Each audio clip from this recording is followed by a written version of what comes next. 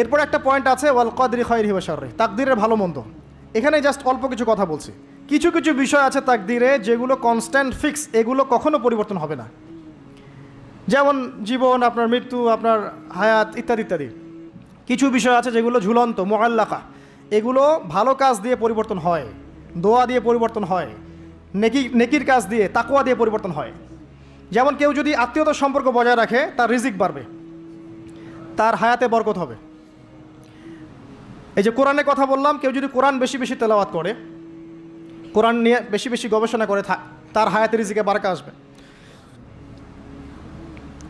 কেউ যদি প্রতিবেশীর খোঁজ খবর নেয়, পিতা মাতার সেবা করে, মা না থাকলে খালার সেবা করে, তারও বারাকা আসবে। কেউ যদি বেশি বেশি দোয়া করতে থাকে, আল্লাহর কাছে প্রচুর দোয়া করে, খালি দোয়া আর দোয়ার উপর থাকে, দেখবেন ও বিপদ আপদে কম পড়বে। আর বিপদ আপদ আসলেও দেখবেন আল্লাহ পাক গায়েবী মাদাতে দেখবেন কোনো না কোনোভাবে তাকে সেভ করে ফেলছেন। কারণ দোয়া দিয়ে তাকদীর পরিবর্তন হতে পারে। আর কিছু বিষয় কনস্ট্যান্ট, এগুলো পরিবর্তন হবে না। এখানে কিছু মানুষ বলেছে তাকদীর বলতে কিচ্ছু নাই, মানুষ যা করবে তাই পাবে। তাকদীর বলতে কিচ্ছু নাই, মানুষ যা কাজ করবে সেটাই মানুষ পাবে, মানে মানুষের কর্মের স্বাধীনতাই চূড়ান্ত। তাকদীর বলতে আসলে কিছু নাই। এদেরকে বলা হয় কাদারিয়া। কি বলা হয়?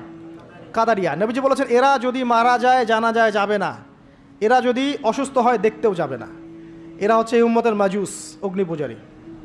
এরকম মানুষ আছে তো আমাদের মধ্যে, তাকদীরে বিশ্বাস করে না, মানুষের কর্ম যা তাই হবে। এটা দলিলও আছে আবার কোরআনে, ওয়ালাইসা লিল ইনসানি ইল্লা মা সাআ, মানুষ তার চেষ্টার বাইরে কিছু পাবে না।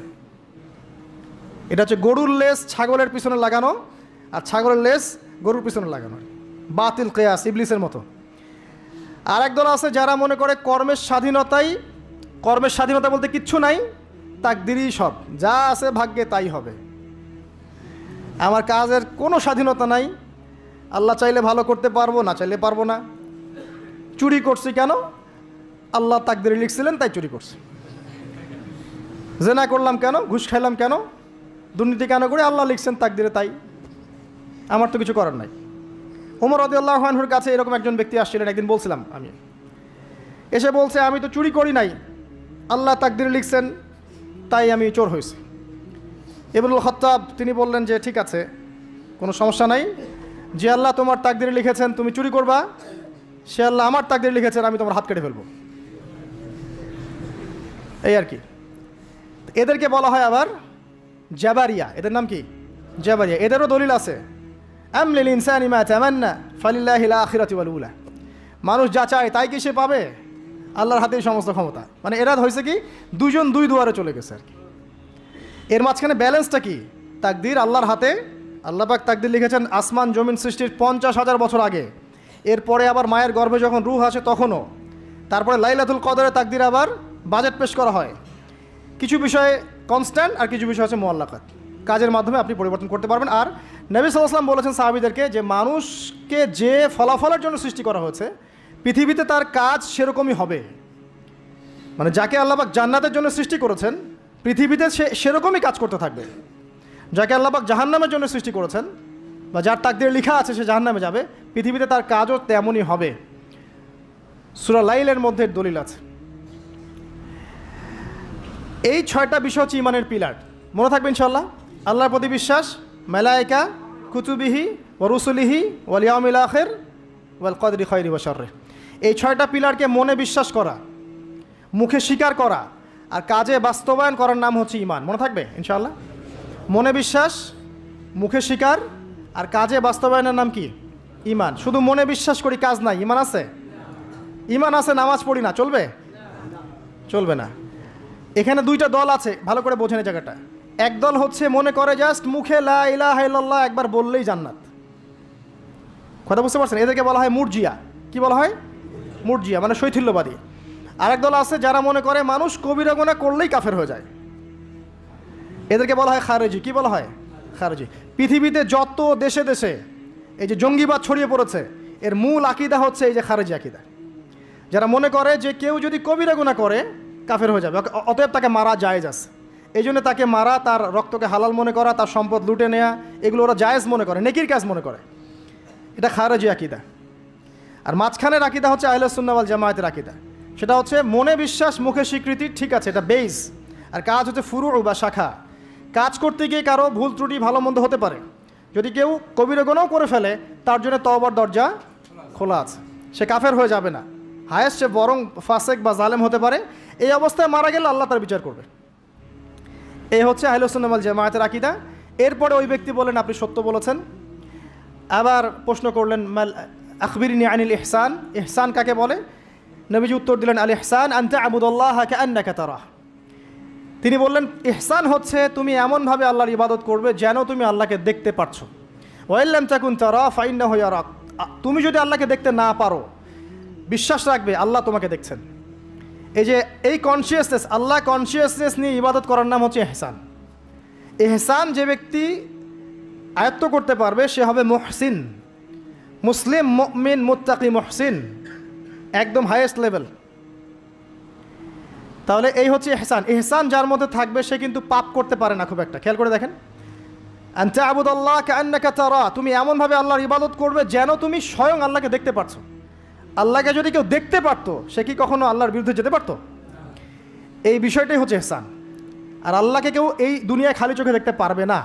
এই জন্য আল্লাহ রাসূল বলেছেন যে ওয়াইল্লাম তাকুন তারা, তুমি যদি তাকে দেখতে না পারো ফাইন্নাহু ইয়ারাক, তিনি তোমাকে অবশ্যই দেখছেন। আল্লাহকে হাজির নাজির জেনে ইবাদত করতে হবে। আল্লাহ পাক তৌফিক দান করুন, আমিন।